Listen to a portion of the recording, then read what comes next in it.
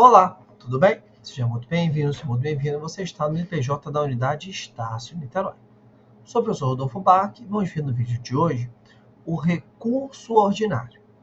O recurso ordinário é uma das peças de prática trabalhista, das mais cobradas do exame da OAB, e uma das mais importantes da prática da advocacia trabalhista. O recurso ordinário está previsto nos artigos 895, inciso 1 e 2 da CLT, assim como o próprio 893. Lá, o 895 diz que, das decisões terminativas das varas de juízos, no prazo de 8 dias, caberá recurso ordinário.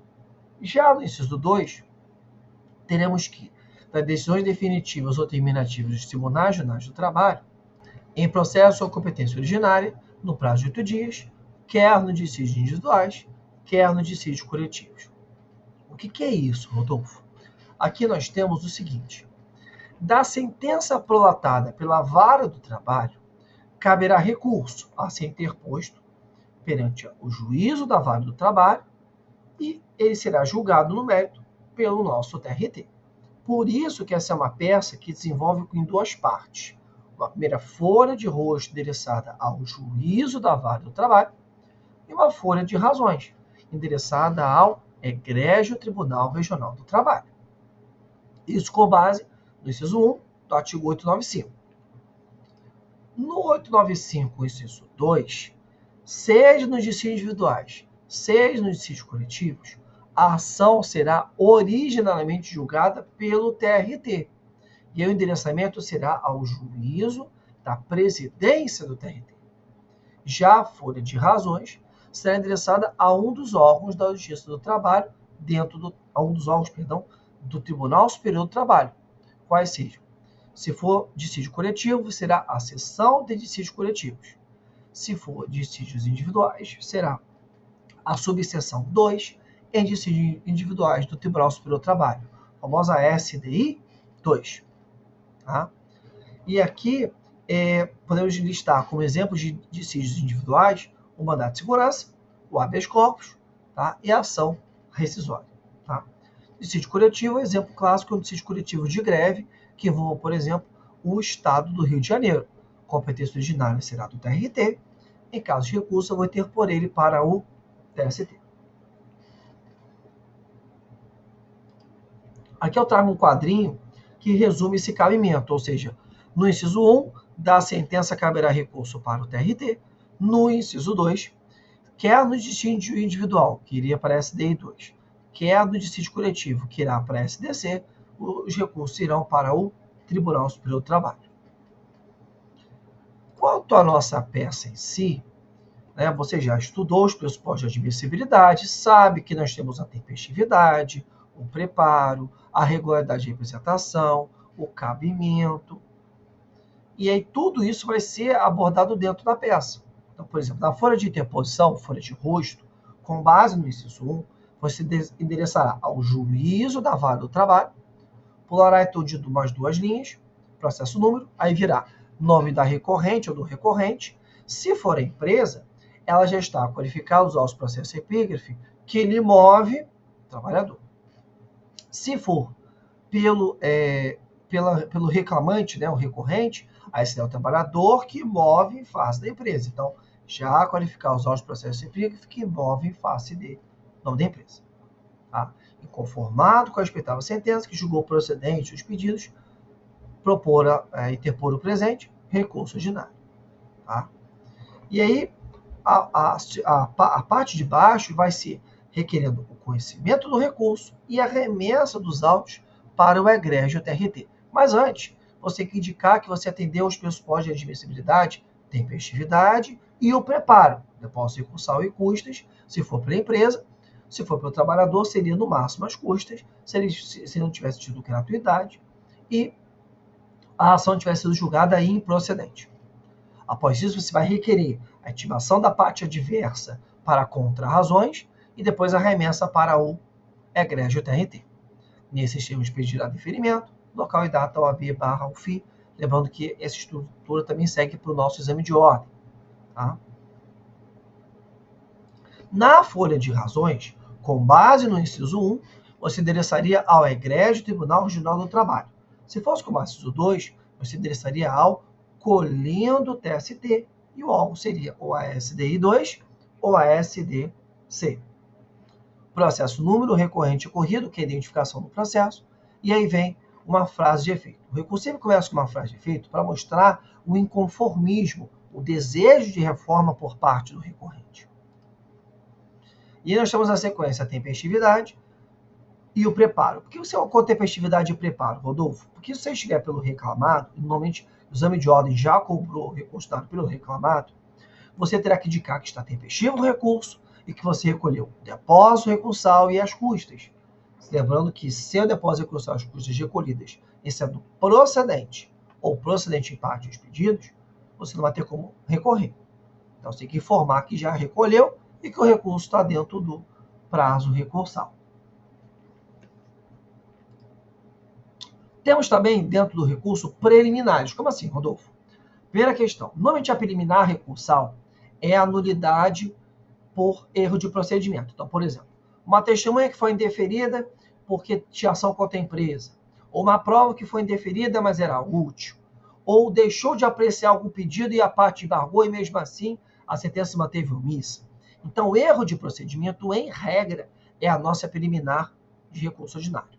No entanto, a FGV entende para o exame de ordem que se a parte reclamada alegou uma preliminar da contestação e ela foi rejeitada, ela deverá ser objeto de renovação com preliminar dentro do recurso ordinário. Então, por exemplo, você alegou lá a incompetência absoluta. Você vai ter que, se a preliminar foi rejeitada, você vai ter que renovar a preliminar dentro do recurso ordinário. Tá?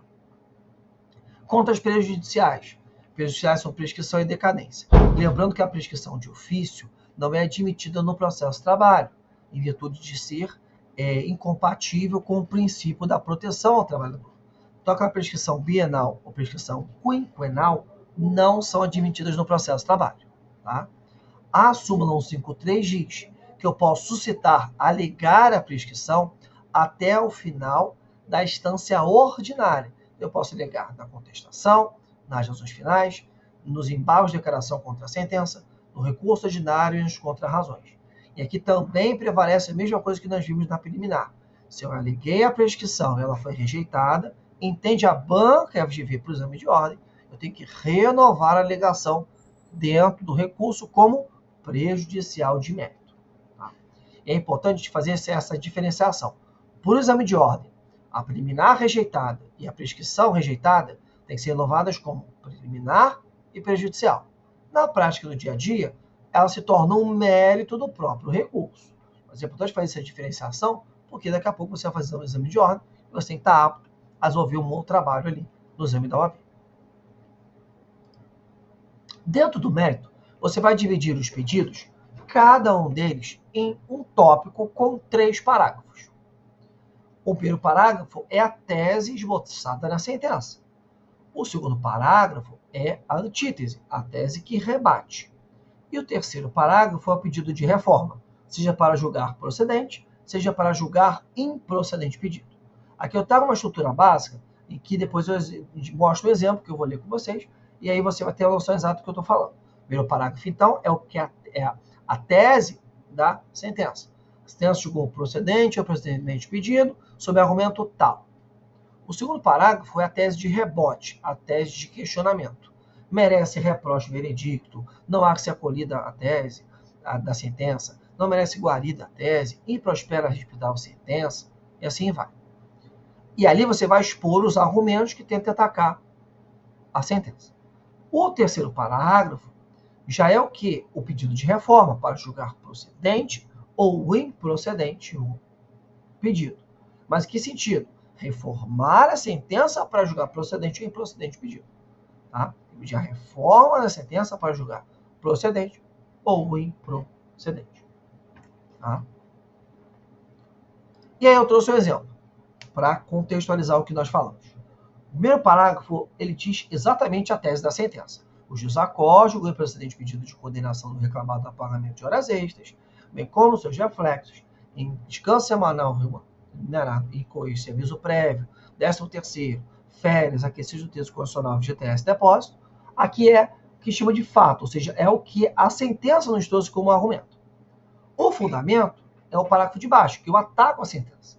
A sentença não merece ser mantida, pois estou comprovado a jornada extraordinária, no meio da confissão no preposto do recorrido, o qual confirmou que a jornada do recorrente somava 50 horas semanais. Claramente houve violação do artigo 7º da Constituição 58 da CLT, os quais determinam que um dia trabalhador, a duração do trabalho de 8 horas diárias e 44 semanais. Aqui a argumentação contrária à sentença. E o terceiro parágrafo é: diante do exposto, requer a reforma da sentença para incluir na condenação pedir o pagamento de horas extraordinárias, assim considerar todos os excedentes da 8ª diária e 44ª semanal, acrescidos do T de 50%, nos termos do artigo 7º e 16 da Constituição Federal, bem como 2 reflexos. E aí você vai fazer um tópico desse para cada tema do recurso, ou seja, cada capítulo da decisão vai gerar um tópico específico do nosso recurso, dentro do mérito. E a conclusão, que faz exposto requer o recebimento e acolhimento das razões do recurso, caso se tenha arguído a preliminar ou prejudicial, seria recebimento e acolhimento da preliminar, sucessivamente da prejudicial, sucessivamente do mérito, a reforma da sentença. Aqui eu coloquei de uma forma que não teria preliminar nem prejudicial, aí seria direto. Espero o recebimento e acolhimento das razões do recurso para o recurso provido apelo, seja reformada a sentença, na sua totalidade, para julgar procedente ou improcedente os pedidos. Mas se houver preliminar e prejudicial, se deveria alegar acolhimento da preliminar, sucessivamente da prejudicial e do mérito, aí a procedência ou improcedência dos pedidos. Desculpa, melhor colocando aqui. Acolhimento da preliminar, sucessivamente. A prejudicial, sucessivamente. A reforma da sentença para julgar procedentes ou improcedentes os pedidos. Com isso, pessoal, nós fechamos a análise do nosso recurso ordinário, especialmente 895, inciso 1 da CLT, esperando que você tenha gostado dessa nossa trilha, mais uma das nossas trilhas, temos muitas trilhas nesse período, tá? E desejando que ela tenha contribuído para os seus estudos e sua preparação para a vindoura realização do exame da OAB. Tudo bem? Eu sou o Dr. Barca aqui, se despedindo de você, agradecendo por ter você aqui conosco. Muito obrigado e até a nossa próxima trilha.